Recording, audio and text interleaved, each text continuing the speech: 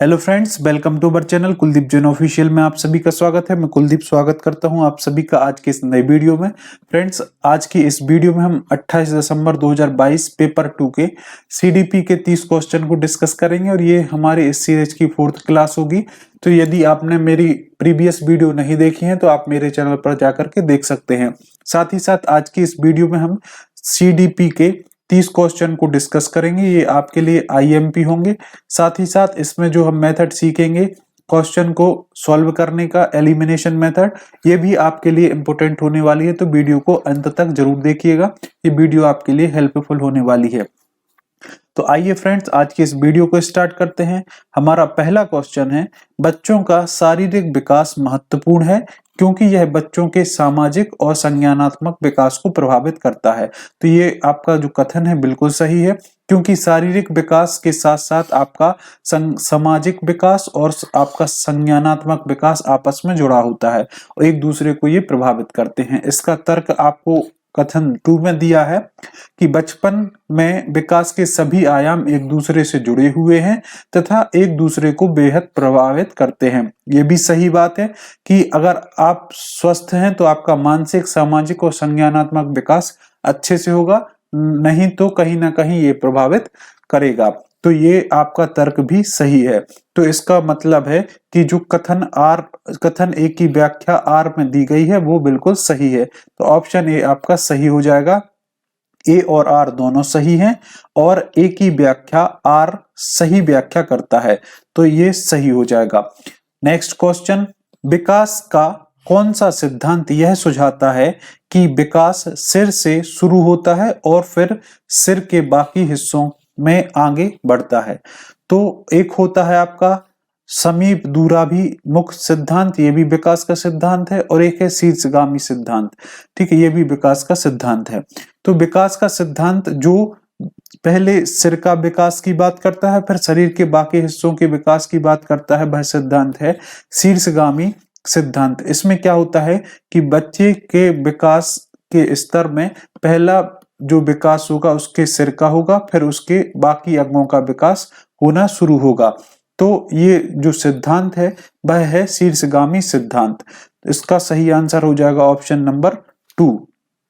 अगले क्वेश्चन को देखें, खालिस्तान अनुवांशिक स्वभाव के पूर्ण निर्धारित प्रकटीकरण की प्रक्रिया को संदर्भित करता है।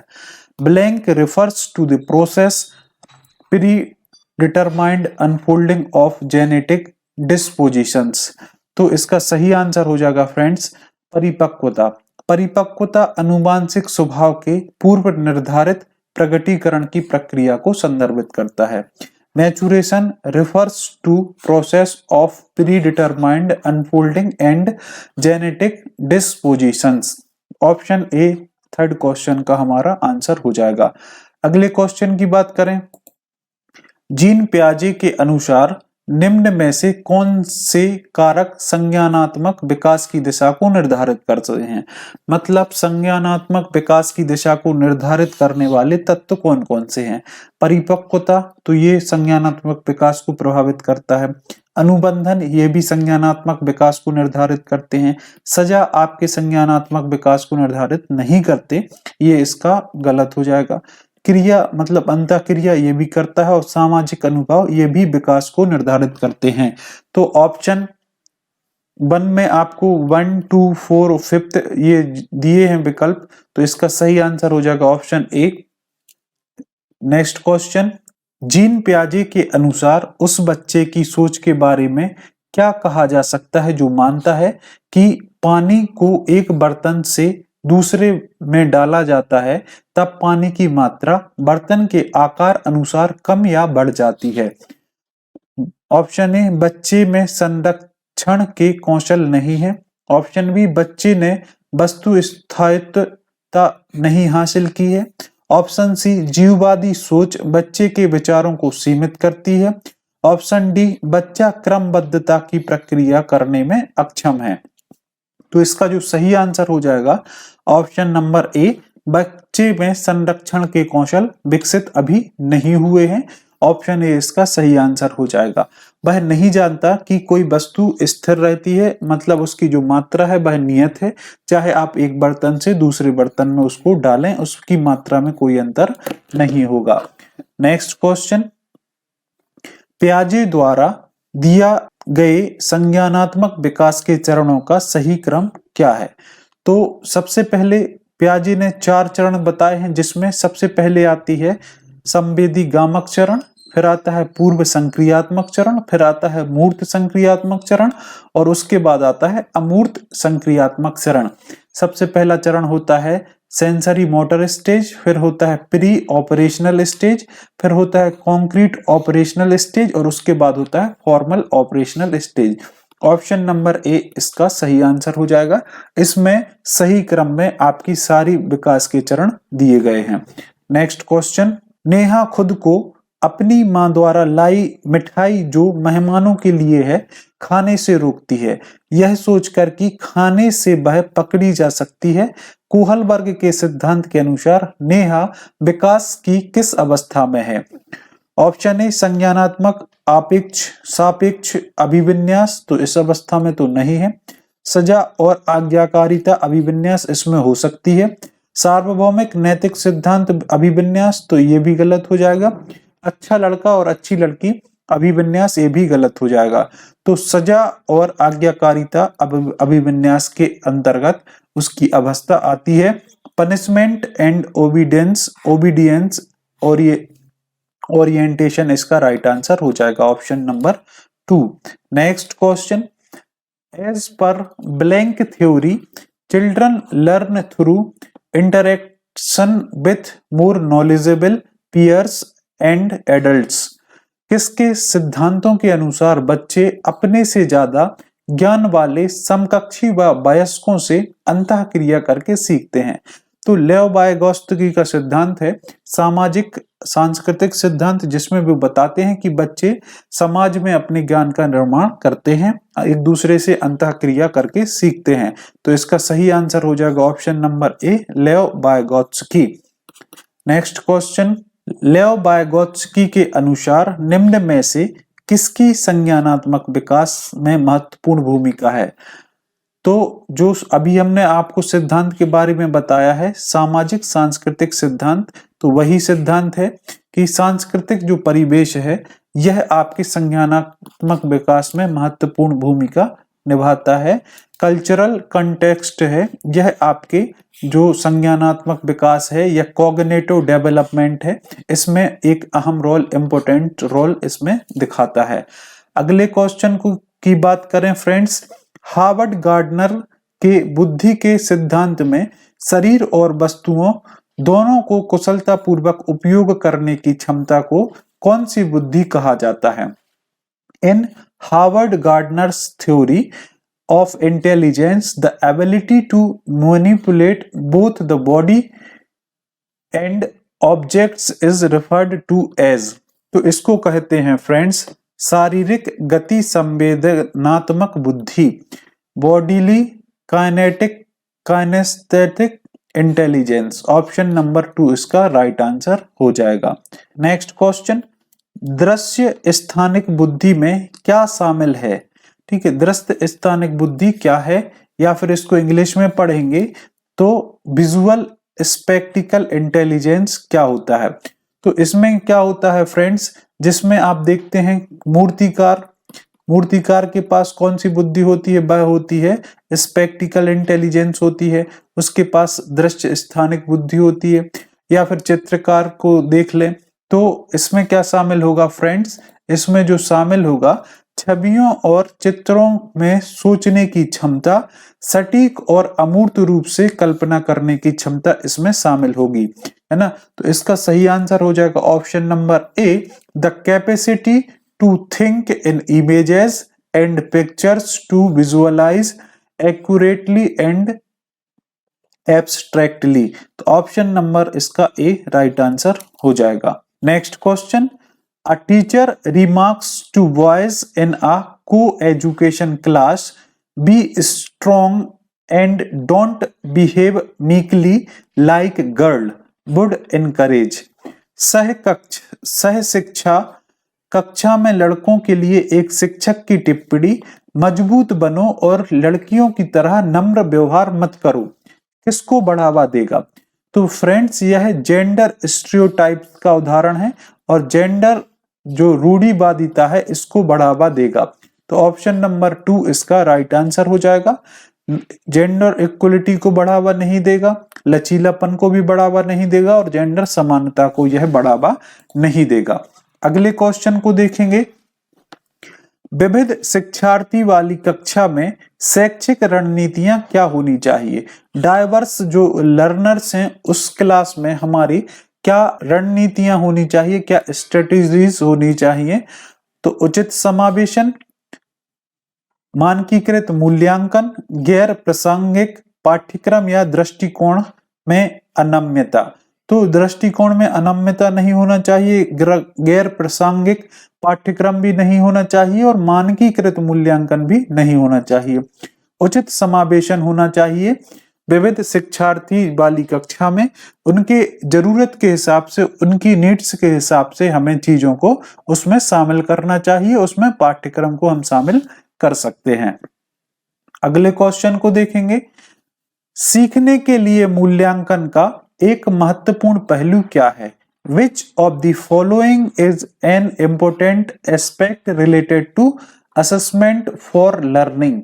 ऑप्शन ए, मूल्यांकन की किसी एक रणनीति से बच्चे की प्रगति व अधिगम की संपूर्ण जानकारी का पता किया जा सकता है।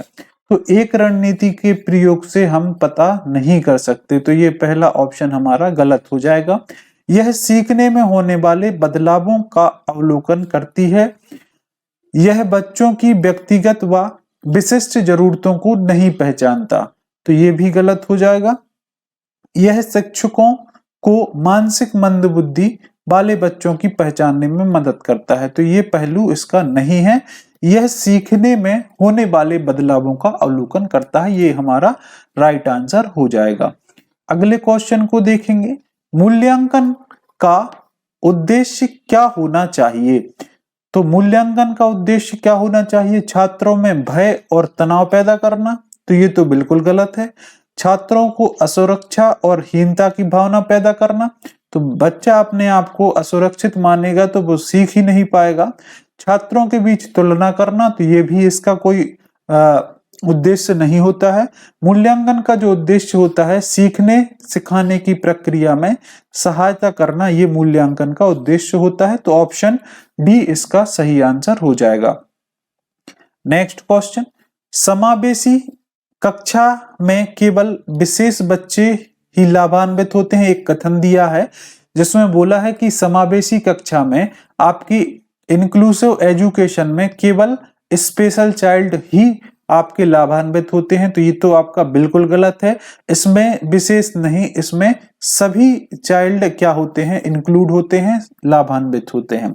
समावेशी शिक्षा की अवधारणा इस दर्शन पर आधारित है कि केवल कुछ बाधिता वाले शिक्षार्थी की जरूरत को ही पोषित किया जाए, तो इसमें कुछ बाधिता वाले विद्यार्थी को नहीं करते हम, इसमें सभी विद्यार्थी को शामिल करते हैं, तो ये भी आपका गलत हो जाएगा। इसका मतलब ए और आर बोथ रॉन्ग है, both A and R are false. A और आर दोनों ही क्या हो जाएंगे? गलत हो जाएंगे। इसका मतलब ऑप्शन डी हमारा राइट आंसर हो जाएगा। नेक्स्ट, वंचित पृष्ठभूमि के छात्रों का समायोजन करने के लिए शिक्षकों को किसका पालन करना चाहिए? To cater to student from disadvantages backgrounds, teachers should practice social exclusion, तो इसका मतलब सामाजिक बहिष्कार, तो बच्चों को बहिष्कृत नहीं करते। सामाजिक हाशीकरण या सोशल मार्जिनलाइजेशन, तो ये हो सकता है। मानकीकृत पाठ्यक्रम या स्टैंडर्डाइज्ड कैरिकुलम, ये नहीं होगा। और विभेदित निर्देशन, ये भी नहीं होगा।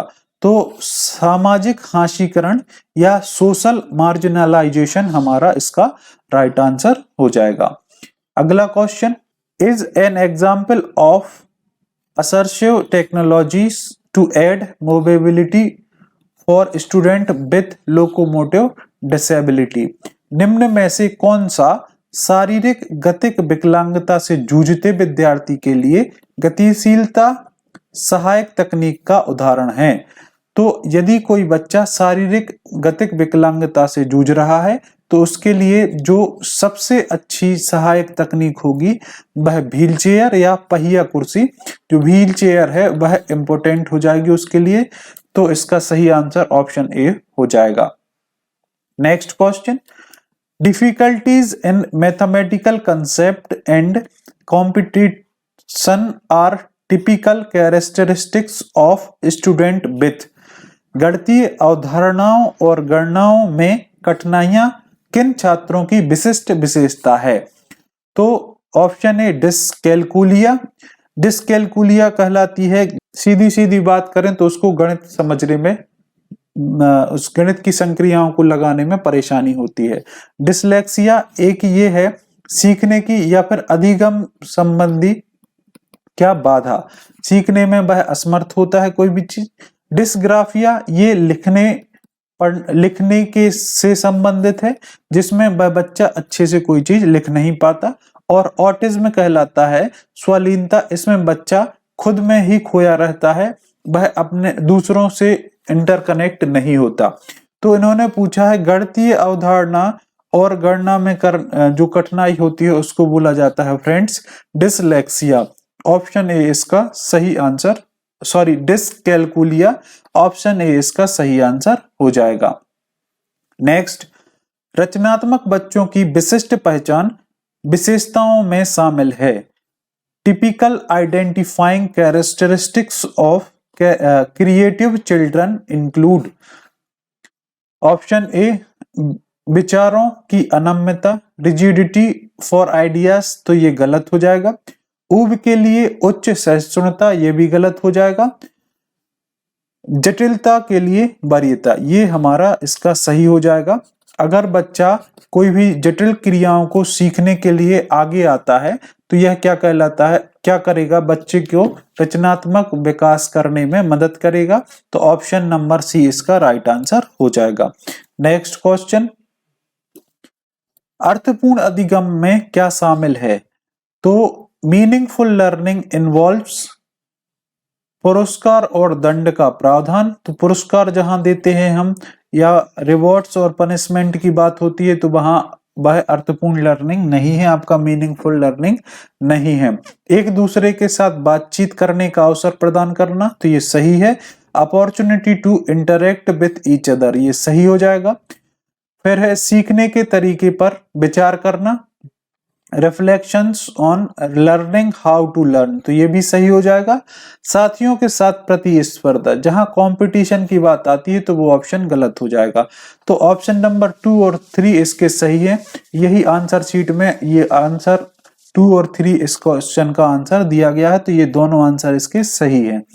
नेक्स्ट क्वेश्चन, शिक्षार्थी केंद्रित दृष्टिकोण वह है जहां पाठ्य पुस्तक सभी सीखने का केंद्र है।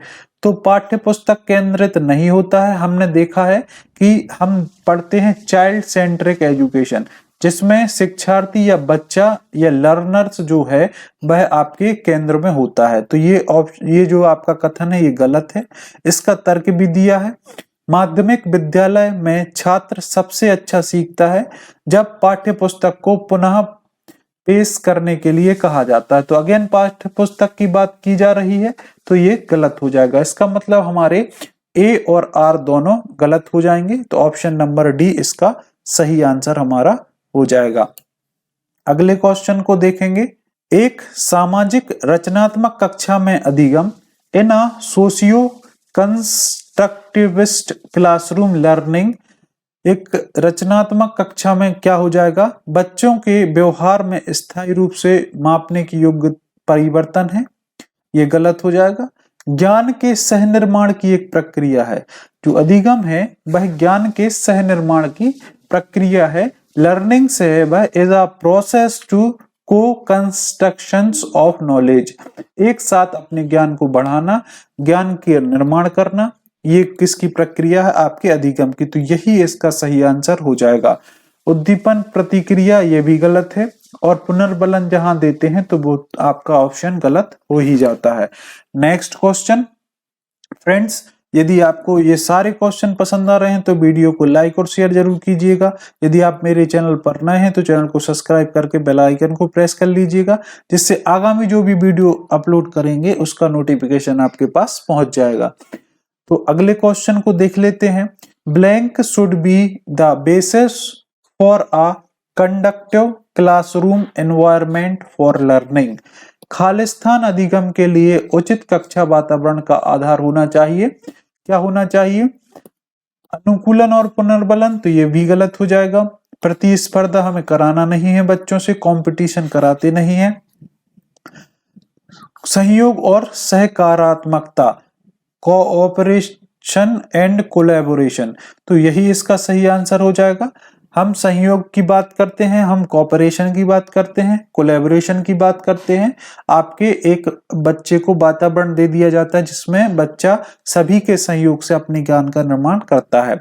हम बच्चे को लेवलिंग नहीं करते हैं, सेग्रीगेशन नहीं करते हैं, तो ये इसका गलत आंसर हो जाएगा। इसका सही आंसर हो गया ऑप्शन सी।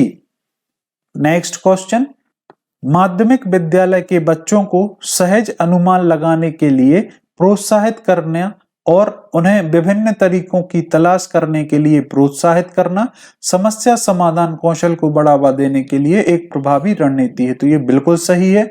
अगर आप बच्चे को प्रोत्साहित करते हैं तरीके को तलाशने के लिए और प्रोत्साहित करते हैं किसी समस्या का समाधान निकालने के लिए, तो यह एक अच्छी रणनीति है, एक प्रभावी रणनीति का उदाहरण है। उसका तर्क भी आपको दिया है। बच्चे विभिन्न दृष्टिकोणों की चर्चा और सोच की प्रक्रियाओं के माध्यम से सीखते हैं। तो बिल्कुल सही है। तो आपका कथन भी सही है और तर्क भी सही है। इसका मतलब ऑप्शन नंबर ए हमारा राइट हो जाएगा। ए और आर दोनों सही हैं और ए की आर सही व्याख्या करता है, तो ऑप्शन ए इसका सही आंसर हो जाएगा। Next question, question in classroom. Classroom में क्वेश्चन कौन पूछ सकता है? या कक्षा में प्रश्न केवल छात्र के द्वारा पूछे जाने चाहिए और सिर्फ शिक्षक के द्वारा आंसर दिया जाना चाहिए? तो ये गलत है। केवल शिक्षक के द्वारा प्रश्न पूछे जाने चाहिए और छात्रों के द्वारा ही उत्तर दिए जाने चाहिए, ये भी गलत है। किसी के द्वारा भी क्वेश्चन नहीं पूछे जाने चाहिए, तो ये तो और भी गलत है। छात्रों और शिक्षक दोनों के द्वारा क्वेश्चन पूछा जाना चाहिए और उत्तर दिया जाना चाहिए, यही आंसर हो जाएगा कि should be asked and answered both by students and teachers। तो ऑप्शन नंबर 4 इसका राइट आंसर हो जाएगा। नेक्स्ट क्वेश्चन, विद्यार्थी में आंतरिक अभिप्रेरणा को कैसे बढ़ाया जा सकता है?